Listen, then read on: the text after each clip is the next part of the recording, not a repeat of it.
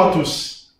Nous reprenons notre méditation de l'Épître aux Hébreux et nous lisons aujourd'hui dans le chapitre 10 les versets 21 et 22.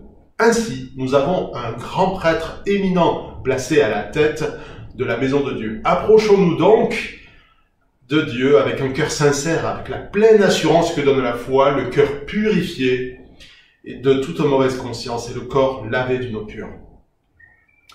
Approchons-nous. C'est ainsi que commence la partie exhortative de notre lettre aux Hébreux. Après avoir décrit avec force de détail en quoi Jésus accomplit toute l'ancienne alliance, après avoir décrit le grand prêtre, le temple, le sacrifice, et en quoi désormais l'accès est ouvert, nous sommes invités avec les Hébreux à entrer librement dans le Saint des Saints. D'après vous, à quoi peut ressembler le lieu très saint dont parle l'auteur ici? Je vous laisse réfléchir. J'imagine que, comme moi, les premières images qui vous viennent à l'esprit sont celles d'un endroit majestueux, pavé d'or, de pierres précieuses, dans lequel les anges chantent à tue-tête la gloire de Dieu et les chérubins se couvrent les yeux et les pieds. Peut-être que d'autres pensent que ce lieu très saint, c'est l'église dans laquelle vous vous sentez honteux de venir à cause de vos péchés en semaine. Ou encore peut-être c'est la maison de votre pasteur dans laquelle, nous le savons tous, règne une onction sans pareil. Et si ce lieu très saint devenait votre chambre dans laquelle vous vous mettez à genoux pour prier? S'il était votre voiture dans laquelle vous chantez les louanges de Dieu? S'il était votre maison dans laquelle vous honorez votre femme et vos enfants? S'il était le vélo sur lequel vous pédalez en rendant grâce au Seigneur pour les richesses infiniment variées de sa création? Si c'était votre lieu de travail dans lequel vous ne prenez pas part aux médisances et malgré les pressions, vous choisissez de travailler honnêtement? Si c'était votre table à laquelle vous invitez vos voisins pour leur parler du Seigneur? Si c'était votre réunion de prière à l'église dans laquelle vous honorez vos frères et sœurs par votre présence? En fait, si ce lieu saint était votre vie grâce à ce que Jésus a accompli sur la croix, si la terre sainte ne se trouvait plus sur une haute montagne, mais si désormais elle était la terre que foulent vos pieds, ne serait-ce pas le ciel sur la terre?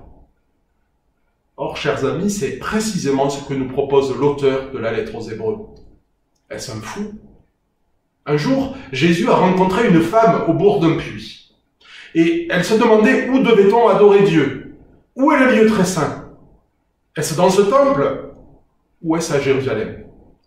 Et Jésus lui répondit que l'heure est déjà là, où le Saint des Saints n'est plus un lieu, mais une manière d'adorer, en esprit et en vérité. C'est de tels adorateurs que le Père recherche. Des adorateurs qui prennent plaisir à faire la volonté de Dieu, à l'honorer partout où se posent leurs pieds. Des adorateurs qui cherchent continuellement à s'approcher de lui avec une joie sans cesse renouvelée d'être libérés du péché. La joie que procure le Saint-Esprit. Que nous dit cette lettre aux Hébreux?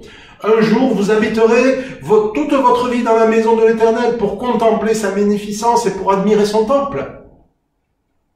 Non, elle nous dit approchez, car c'est aujourd'hui le temps du salut. Elle nous dit approchez, car aujourd'hui vous pouvez, par la foi, boire à l'entrée à la fontaine de la vie éternelle. C'est aujourd'hui, mais par quel chemin? Les versets précédents nous disent que c'est par un chemin nouveau, à travers le voile de sa chair. Mais alors, que nous dit l'auteur? Si le voile du temple représentait le corps de Christ, l'incarnation de l'obéissance au Père jusqu'à la mort sur la croix, serait-il présomptueux de comprendre que le chemin nouveau est désormais celui de l'incarnation de la volonté de Dieu dans notre vie? Serait-ce présomptueux de comprendre que le Saint des Saints est une vie réellement nouvelle et libérée de l'emprise du péché, dans laquelle, de gloire en gloire, de jour en jour, nous sommes transformés en l'image de Christ?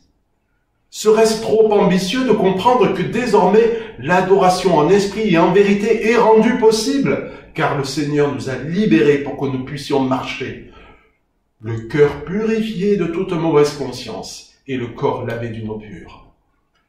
Cœur et mains changées. Pensée et actes transformés. Voilà ce que le Seigneur accomplit si nous acceptons de passer par le voile de sa chair. Si nous acceptons de nous laisser imprégner de sa vie par le Saint-Esprit qu'il nous a donné. Si vous êtes passé par le baptême, ne vous a-t-on pas dit que le baptême était l'engagement d'une bonne conscience devant Dieu? Pour cela, il faut accepter que ce ne soit plus moi qui vive, mais que Christ vive en moi. C'est pourquoi, chers amis, ne restons pas derrière le voile, avec un cœur tiède et partagé. Ne restons pas dans le parvis du temple ou à l'entrée du Saint des Saints, satisfaits d'avoir été pardonnés. Approchons-nous du Saint des Saints dans une vie sanctifiée et sans cesse renouvelée par la vie de Christ. Un poète a écrit un jour dans un psaume: « Je demande à l'Éternel une chose que je désire ardemment, je voudrais habiter toute ma vie dans la maison de l'Éternel, pour contempler la magnificence de l'Éternel et pour admirer son temple. » Aujourd'hui, cette soif ardente peut être étanchée grâce au Seigneur Jésus-Christ.